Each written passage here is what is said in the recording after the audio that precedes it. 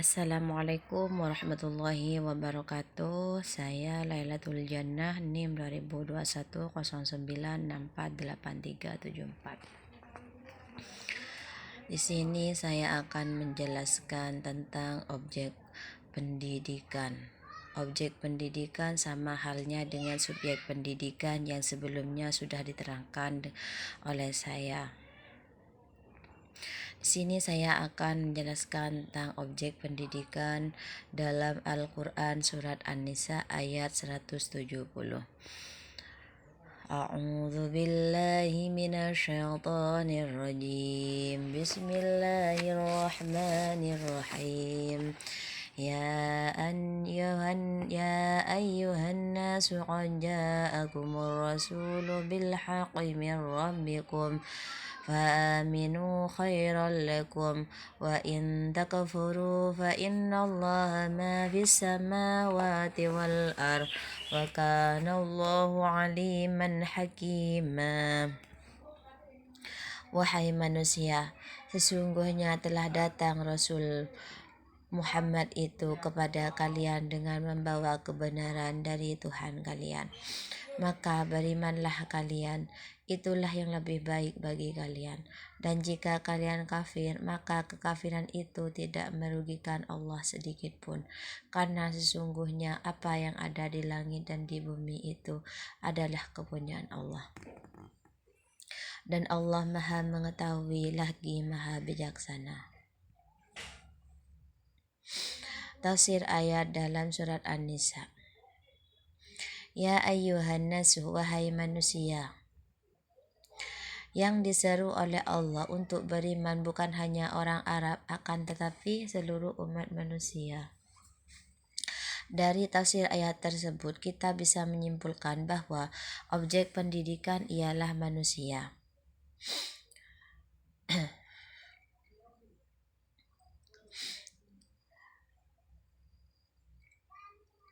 Rasul ialah seorang yang diutus Allah terhadap umat manusia. Nabi Muhammad sengaja diutus Allah untuk menyampaikan firman Allah kepada seluruh umat yang ada di muka bumi ini.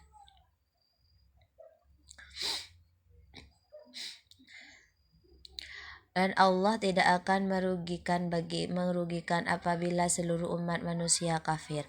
Akan tetapi yang merugi sebaliknya, yakni manusia itu sendiri. Dan Allah pasti mengetahui siapa di antara manusia yang beriman. Dan di dalam surat yang kedua, surat At-Tahrim ayat 6. A'udzu billahi minasyaitonir rajim. Bismillahirrahmanirrahim. Ya ayyuhalladzina amanu qu anfusakum wa ahlikum nara wa qududuhan nasu wal hijaratu 'alaiha malaikatun ghiladun syidadun la ya'suna Allah ma amarahum wa yaf'aluna ma yu'marun. Hai orang-orang yang beriman, peliharalah diri kalian dan keluarga kalian dari api neraka yang bahan bakarnya adalah manusia dan batu. Di atasnya panjangnya malaikat-malaikat yang kasar, keras, dan tidak mendurhakai Allah terhadap apa yang diperintahkannya kepada mereka dan selalu mengerjakan apa yang diperintahkan. Dalam tafsir ayat At-Tahrim, memelihara diri sendiri dari api neraka ialah kita mengerjakan yang baik dan menjauhi yang buruk. Menjaga keluarga dari api neraka ialah mengajari serta mendidik mereka untuk menjalankan yang baik dan menjauhi yang buruk. Karena bahan bakar neraka ialah batu dan manusia. Malaikat itu tidak ada di dalam neraka, tetapi di atas neraka. Diibaratkan neraka itu sebuah lubang yang sangat besar. Malaikat menjaga neraka itu memiliki sifat yang keras, kasar, serta tanpa balas kasihan atau tidak bisa dibujuk atau disogok. Karena patuh terhadap apa yang Allah perintahkan.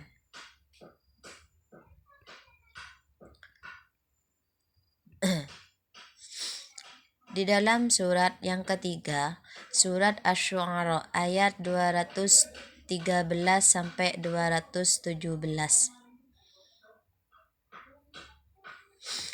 A'udzu billahi minasy syaithanir rajim. Bismillahirrahmanirrahim.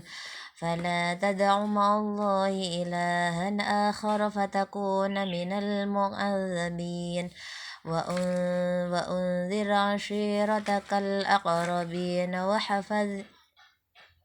وحفظ جناحك لمن اتبعك من المؤمنين فإن عصوك فقل إني بريء مما تعملون وتوكل على العزيز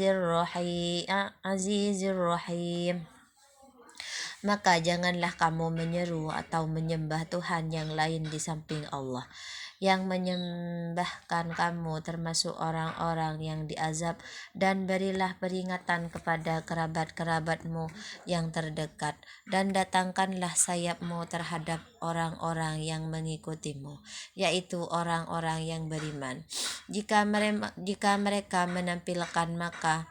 menampikmu, maka katakanlah, sesungguhnya aku terlepas tangan terhadap apa yang kalian kerjakan, dan bertakwalah kepada Allah yang Maha Perkasa lagi Maha Penyayang. Dalam tafsir ayat Asy-Syu'ara, Allah memberi peringatan agar Nabi tidak melakukan kesyirikan apapun, untuk menegaskan bahwa Nabi tidak mungkin berbuat syirik, serta menegaskan bahwa apabila Nabi melakukan kesyirikan, Nabi akan termasuk yang diazab. Inzar ialah Nabi diminta agar memperingatkan keluarganya supaya tidak terjatuh pada kesalahan.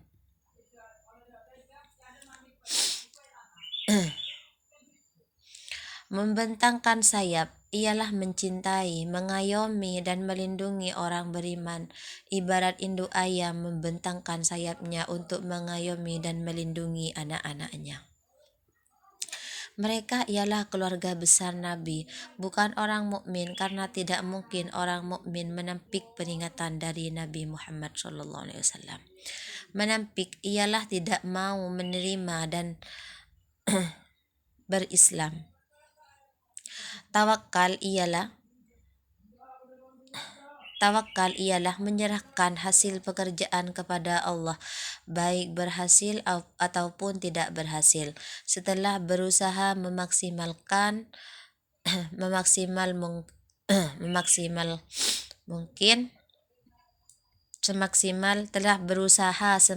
mungkin.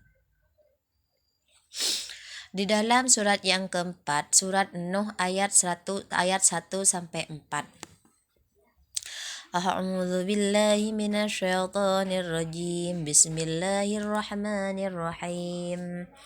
Inna arsalna Nuhan ila qaumihi an anzir qaumaka min qabli an ya'tiyahum 'adzabun alim. قال يا قوم إني لكم نذير مبين أن اعبدوا الله واتقوه وأطيعون يغفر لكم من ذنوبكم ويؤخركم إلى أجل مسمى إن أجل الله إذا جاء لا يؤخر Lau kuntum ta'lamun. Sungguh kami telah mengutus Nuh kepada kaumnya dengan memerintahkan,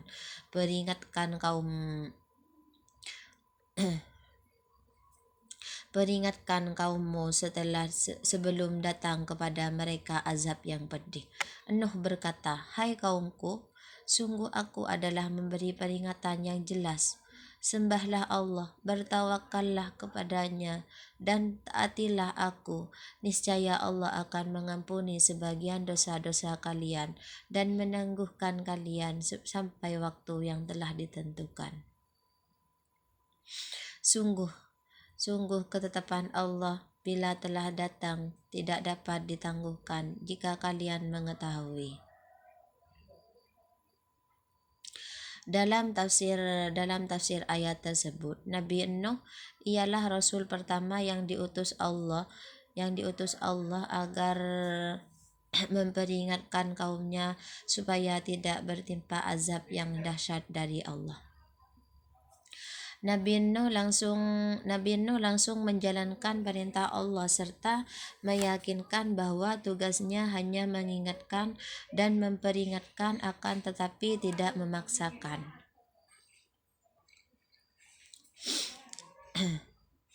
Pokok dakwah Nabi Nuh. Pertama, beribadah kepada Allah. 2, bertakwa kepadanya. 3, menaati Nabi atau Rasulnya. Apabila umat Nabi Nuh memenuhi permintaan untuk beribadah kepada Allah, bertakwa kepada Allah, dan menaati Nabi atau Rasul Allah, maka mereka akan memperoleh yang pertama, pengampunan dari Allah. Yang kedua, penangguhan usia kaum atau bangsa itu.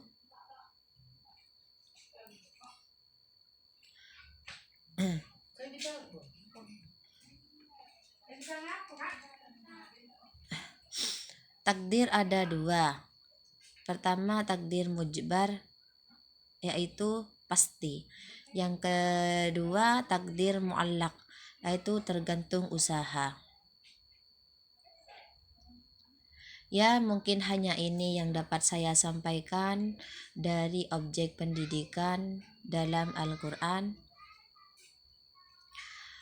Kurang dan lebihnya mohon maaf yang sebesar-besarnya. Wa akhirul kalam, Assalamualaikum warahmatullahi wabarakatuh.